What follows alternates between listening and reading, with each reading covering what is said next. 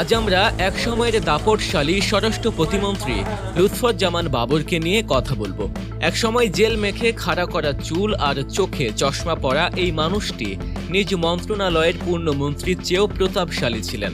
তার এক বিখ্যাত উক্তি, উই আর লুকিং ফর শত্রুজ। এই বাক্যটি আজও অনেকের মনে গেঁথে আছে। 2001 সাল থেকে 2006 সাল পর্যন্ত বিএনপি সরকারের স্বরাষ্ট্র প্রতিমন্ত্রী হিসেবে তার প্রভাব ছিল অসীম, কিন্তু এরপর মিথ্যা অস্ত্র মামলায় 1.5 যুগ কারাবাস করেছেন তিনি, যা তার জীবনে এক বিশাল অধ্যায়।